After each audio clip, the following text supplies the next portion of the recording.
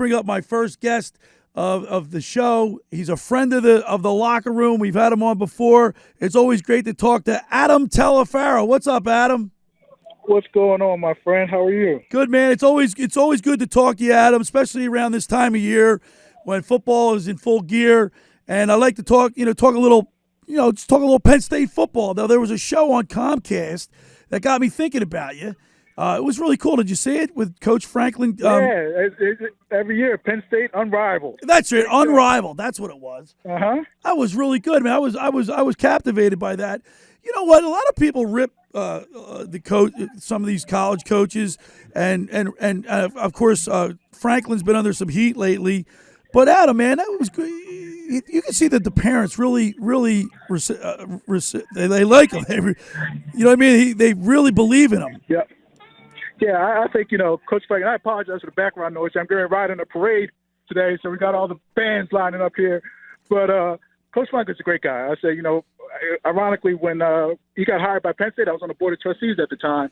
I remember the first time, meeting him, he walked into the meeting and, you meet him, he acts like you've been friends with him for years. Gave me a big hug, gave me a cell phone number. And from that day, we talk, at least, during the off-season, at least once a month. And then during the season, he'll send me a text saying, hey, how you doing? And I'm not, I never played for him. I'm just an alumni. So I can only imagine, just talking to some of the players, how he really makes it a family atmosphere. And I know the parents love him. And he's just been, for me, he's been a great addition to Penn State. I was a little worried when Bill O'Brien left the program, wasn't sure what direction the program was going to go in. But Coach Franklin and his staff have just done a fantastic job with really bringing order back to the football program and doing a lot of great things. We're talking with Adam Telefaro, former defensive back for the Penn State Nittany Lions. Of course, you got to play for Coach Joe Paterno, a legend in football. Talk to us a little bit about what was that like? Can you remember your freshman year walking into the football office? I mean, obviously he came down to recruit you, but when you first got there, Adam, what was that like? Saying you're like, this is Joe Paterno, man. It was surreal, for me. I remember, you got to know him as he was recruiting me, over my, sophomore, junior year, senior years in high school. But then when you walk into a meeting room and you see, wow, this is actually my coach, you see him addressing the team, and it's still hard to believe that he's your coach. But then I remember my first practice being out there, and I played defense. I was a corner, and I remember getting beat on a deep pass, and I kind of fell down, and I stayed on the ground, and Coach Paterno, yelled at me and said, Telefaro, we'll send you back to Jersey. And that was the first time I realized this is real. It's the first time being yelled at by Coach Paterno, and that this wasn't high school football anymore. But he was just a great guy. I mean, I miss him every day. And he was someone who really, instilled a lot of qualities in me that I keep with me to this day, whether it's, being on time or just being respectful. Just so many different things I can harken back to that he was just, about so much more than football. But created, I say he's the foundation of Penn State. I know Penn State was there before him, but he really put Penn State on the map. Well, I'll tell you what, he was there for a long, long time, that's for sure. Hey, Adam, man, Penn State, and not just Penn State, but college football teams have been taking heat for their cupcake schedule in the beginning of the year. Of course, last week, Penn State beat Idaho 79-7. There's something to be. It's almost like the first two games now, like preseason games for these teams. Mm-hmm.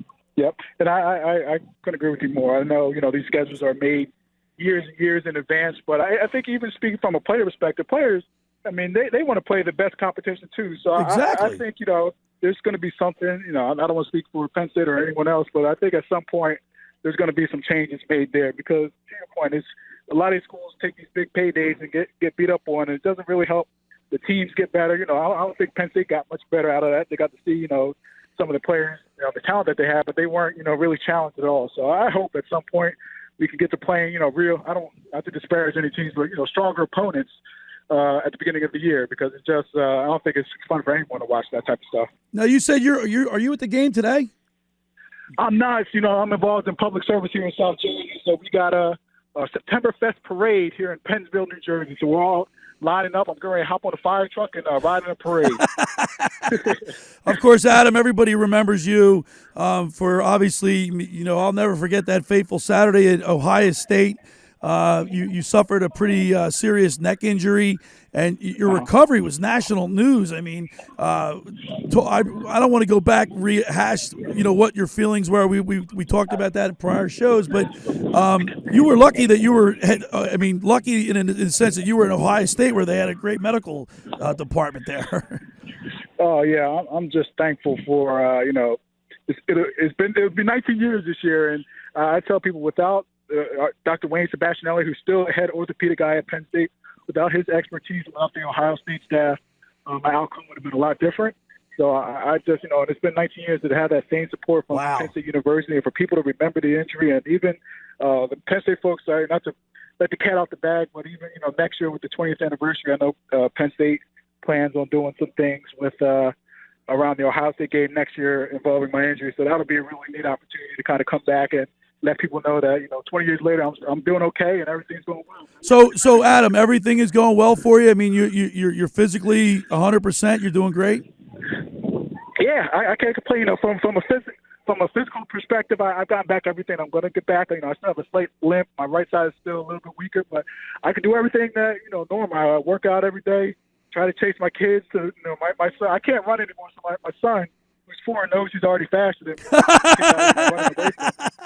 That hurts a little bit that I can't catch a 4-year-old, but it's all good. I can't complain. We're talking with Adam Talifaro, former defensive back for Penn State. What are you doing now with yourself? I know you're in the New Jersey Assembly, right? Yeah. So part-time, I work at, I'm in the New Jersey Assembly here in the state legislature here in New Jersey. Then full-time, I work for a pharmaceutical company. I do all of our state policy work. So I travel a lot around the country talking about healthcare policy. So I've been working for Bristol Myers Squibb, going into my 8th year now. So, I work in our legal department and our health policy department. So that keeps you pretty busy. And, when fall comes around, I tell my wife, give me my 3 hours on Saturday to watch Penn State and my 3 hours on Sunday to watch the Eagles, and we're all good.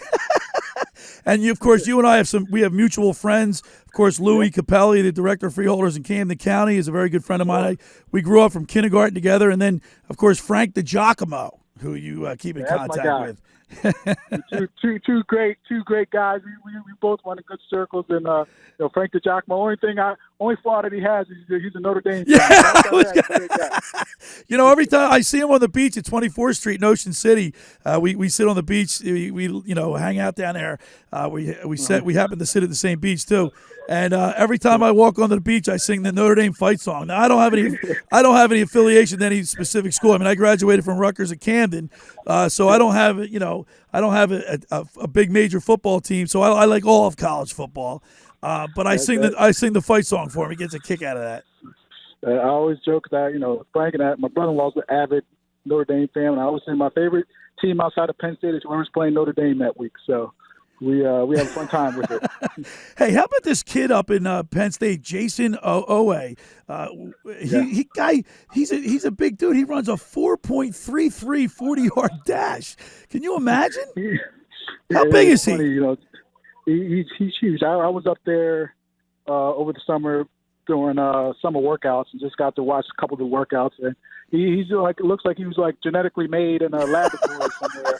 And I tell you, he's one of the best. I remember my first time taking a recruiting trip up to Penn State. I'm walking through the locker room and I saw LeVar Arrington for the first time, and I was just in awe. Was he chiseled out of stone? Dude. Yeah, it looked like they were chiseled, and it was just not scary. You don't want to say you're ever scared of somebody, but it's just wow, it's kind of intimidating. And Jason has that same type of presence about him. And but the best thing about him, he's just a real humble, down-to-earth guy, and guy that watching the weight room, he just works hard, and he's worked for everything he's got. I'm just hoping that he continues to have a successful season this year. All right, well, listen, Adam, I really appreciate it. I know you're a great friend of the show. I love having you on the program because then I know that football season is here in earnest, and I really appreciate you taking time to check into the locker room today. No, same here. I appreciate you having me. As you know, anytime, my friend, and look forward to hopefully a great Penn State football season. All right, Adam Talifaro, everybody. We'll talk to you next time, Adam. Thanks. All right, thank you so much.